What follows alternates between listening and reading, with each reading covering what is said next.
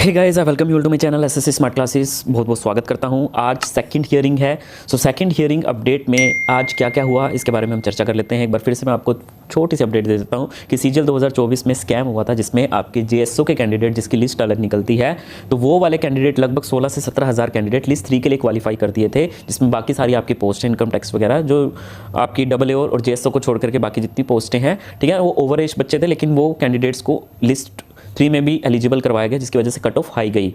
तो अब ये सारे बच्चे जो हैं वो बाहर होने चाहिए जो ओवर एज थे। कैसे एसएससी ने भी नोटिफिकेशन में साफ साफ लिखा, तो कैसे एसएससी ने इन बच्चों को एग्ज़ाम करने दिया। तो इसमें 2 जगह जो पेटिशन है, हमारे जो मैथ्स के टीचर हैं, फेमस टीचर अभिनय सर, जिन्होंने स्टूडेंट के हित में जो है वो काफ़ी बढ़ चढ़कर जो है इसमें पार्टिसिपेट किया और काफ़ी सारे बच्चों को इसमें न्याय भी वो दिला रहे हैं। पेटिशन लगाई 2 जगह, एक कैट में और एक दिल्ली हाई कोर्ट में। तो कैट ने क्या किया है, आज की हियरिंग में जो 25 बच्चे हैं उनको इंटरिम रिलीफ दिया है कि वो आपका जो है वो मेंस का एग्ज़ाम देंगे, जबकि ये बच्चे बहुत सारे हैं।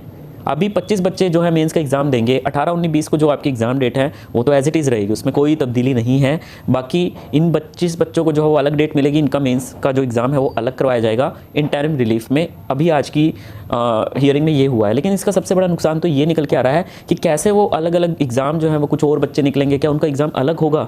और सबसे बड़ी बात यह है कि जो इंटरिम रिलीफ उनको मिला है, अगर मैं 2022 का एक डेटा उठा करके आपके सामने लेके आऊँ तो आप हैरान रह जाएंगे। जो उनकी जो ग्राउंड रियलिटी पे सारी चीज़ें हुई हैं, उसमें भी एक कैंडिडेट जो है उसने चैलेंज किया एसएससी को, वो भी मतलब उसने भी पिटीशन लगाई, ठीक है, याचिका लगाई उसने और एसएससी के अगेंस्ट, ठीक है, कोर्ट में। और फिर उसका नतीजा क्या निकला, उसको इंटरिम रिलीफ मिला और मेंस का एग्ज़ाम जो है वो बैठ गया, ठीक है। उसने मेंस की तैयारी बहुत अच्छे से बढ़ चढ़ कर की, बिल्कुल तैयारी की उसने मेंस की अच्छे से जैसे करनी चाहिए। तो फिर उसके बाद क्या हुआ, जो आगे की हियरिंग होती है, क्योंकि केस जो है वो डिस्पोज ऑफ नहीं हुआ था, इंटरिम रिलीफ में उसको मेंस करने का मौका दिया गया।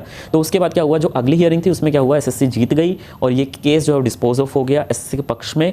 तो फिर उस बच्चे का जो कैंडिडेचर है वो रद्द कर दिया गया, उसके मेंस का एग्ज़ाम देने का कोई मतलब रह नहीं गया। तो ये ग्राउंड रियलिटी थी। तो अभी के वक्त होप कि ऐसा ना हो, इंटरिम रिलीफ जो उनको मिला है वो आगे केस जीत भी जाएँ, तो ये सारी चीज़ें हों, बच्चों के साथ अन्याय ना हो। और ये सिर्फ 25 बच्चे ही क्यों, बहुत सारे बच्चे हैं, 16,000 से ज़्यादा ये बच्चे हैं, तो उन सब का भी ध्यान रखना पड़ेगा हमें। तो हमारे जो मैथ्स के टीचर अभिनय सर, उन्होंने फॉर्म भरने को बोला है, गूगल फॉर्म भरने को बोला है कि जिनके भी कट ऑफ से आपके मार्क्स जो हैं वो 1-2 मार्क्स के आसपास हैं, 2 पॉइंट समथिंग भी हैं, तो आप सभी लोग अपना गूगल फॉर्म भरिए, ठीक है, और पार्टिसिपेट कीजिए। जो भी आपका स्कोर कार्ड है, ठीक है, इन सारे बच्चों का वो एक एनालाइज करके देखेंगे कि कितने बच्चों को एंट्री मिलनी चाहिए। तो फटाफट से आपको ये काम करना है, आपको छोड़ना नहीं है। और वीडियो अच्छी लगी तो प्लीज़ लाइक, शेयर, सब्सक्राइब ज़रूर कीजिए। धन्यवाद।